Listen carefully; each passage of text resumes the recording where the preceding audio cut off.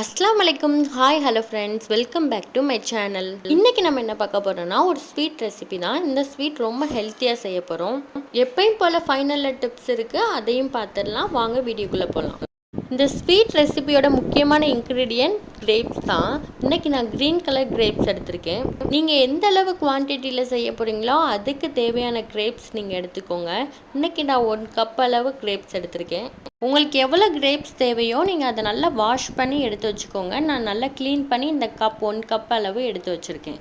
இந்த கிரேப்ஸை நம்ம மிக்ஸி ஜாரில் போட்டு நல்லா அரைச்சி எடுத்துக்கலாம். கிரேப்ஸோட ஜூஸ் தான் நம்மளுக்கு தேவை, ஸோ நல்லா அரைச்சிக்கலாம். இப்போ இதை நல்லா அரைச்சாச்சு. இதுக்கப்புறம் நம்ம இதை வடிகட்டிடலாம். இதில் நம்மளுக்கு ஜூஸ் மட்டும்தான் தேவை. இதில் 1 கப்பு ஜூஸ் இருந்துச்சு. நான் 1/4 கப்பு கார்ன்ஃப்ளவர் மாவு இதில் சேர்த்துக்கிறேன். நல்லா கட்டி இல்லாமல் நல்லா கரைச்சி விட்டுடலாம். நீங்கள் இந்த ஸ்வீட் நேச்சுரல் கலரில் இருக்கணும்னா நீங்கள் அதை அப்படியே விட்டுறலாம். நான் இதில் கலருக்காக க்ரீன் ஃபுட் கலர் சேர்த்துக்கிறேன். ஃபுட் கலர் சேர்த்து நல்லா கலக்கி விட்டுறலாம். உங்களுக்கு ஃபுட் கலர் வேணான்னா நீங்கள் அதை ஸ்கிப் பண்ணிடுங்க. இதை நல்லா மிக்ஸ் பண்ணி விட்டதுக்கப்புறம் நம்மளுக்கு இந்த கலரில் கிடைக்கும். இது கொஞ்சம் பார்க்குறப்ப கலர்ஃபுல்லாக இருக்கும், ஸோ நான் ஃபுட் கலர் சேர்த்துருக்கேன். அடுத்து நம்ம எந்த ட்ரேயில் செட் பண்ணி வைக்க போகிறோமோ அந்த ட்ரேயில் இந்த மாதிரி நெய்யை தேய்ச்சி வச்சுக்கலாம். தேய்க்கிறனால நம்மளுக்கு ஒட்டாமல் வரும். இன்றைக்கி நான் இதில் பாதாம் முந்திரி ரெண்டுமே பொடிசாக கட் பண்ணி வச்சுருக்கேன். அதை நான் இதில் சேர்த்துக்கிறேன். உங்ககிட்ட வாட்டர்மெலன் சீட்ஸ் இருந்தாலும் நீங்கள் சேர்த்துக்கோங்க, இன்னும் நல்லாயிருக்கும் பார்க்க. அடுத்து நம்ம ஸ்வீட் செஞ்சிடலாம். நீங்கள் எப்பயுமே ஸ்வீட் செய்கிறதுக்கு முன்னாடி இந்த செட்டப் பண்ணி வச்சுருங்க. அடுத்து ஒரு பேனில் 1 கப் அளவு ஜீனி சேர்த்துட்டு 1 கப் அளவு தண்ணி சேர்த்துக்கிறேன். இது நல்லா மெல்ட் ஆகி வரட்டும். நம்மளோட ஜீனி பாகு இந்த கன்சிஸ்டன்சிக்கு வந்ததுக்கப்புறம் நம்ம ஆல்ரெடி ரெடி பண்ணி வச்சுருந்த கிரேப் ஜூஸ் அந்த மிக்ஸை சேர்த்துடலாம்.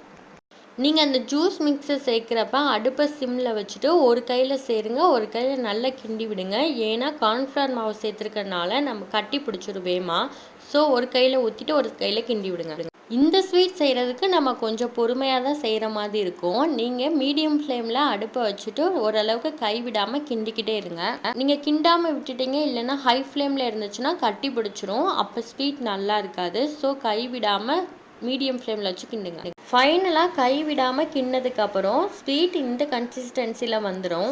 இதுதான் கரெக்டான பதம். இந்த ஸ்டேஜில் ஸ்டவ் ஆஃப் பண்ணிடலாம். அடுத்து நம்ம செட் பண்ணி வச்சுருக்க ட்ரேயில் நம்மளோட ஸ்வீட் மிக்ஸை ஊற்றிடலாம். ஊற்றிட்டு இந்த மாதிரி தட்டி விட்டுறலாம். இப்படி பண்ணுறதுனால நல்லா செட் ஆகி வரும். ஸ்வீட்டில் நான் ஒரு மிஸ்டேக் பண்ணியிருந்தேன். அது என்னென்னா, செட் பண்ணி வச்சுன்னா 3 ஹவர்ஸ்க்கு அப்புறம் சரி செட் ஆகிருக்கும் அப்படின்ட்டு அதை அன்மோல்டு பண்ணேன். நம்ம ட்ரேயில் செட் பண்ணி வச்சுருந்தா முந்திரி பாதாம் ரெண்டுமே அந்த ஸ்வீட்டோட ஃபுல்லாக ஒட்டி வரல.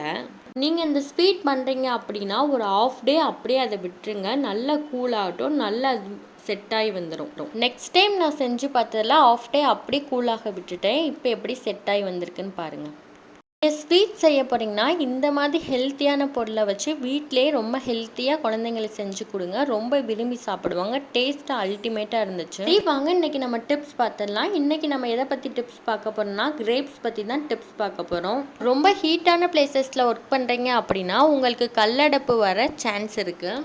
அப்படி இருக்கிறவங்க நீங்கள் கிரேப்ஸ் அதிகமாக எடுத்துக்கிறனால உங்களுக்கு கல்லடைப்பு வர்றது தடுக்கப்படும். அதுக்காக நீங்கள் அது அளவுக்கு அதிகமாக எடுக்கிறப்ப எடை அதிகரிப்பு, வயிற்றுப்போக்கு, கர்ப்பகால பிரச்சனை போன்ற பக்க விளைவுகளும் ஏற்படும்.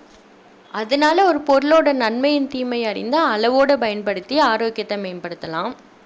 இந்த வீடியோ டிப்ஸ் உங்களுக்கு பிடிச்சிருந்துச்சுன்னா மறக்காமல் நம்ம சேனலை சப்ஸ்கிரைப் பண்ணிடுங்க. பெல் பட்டனையும் கிளிக் பண்ணிடுங்க.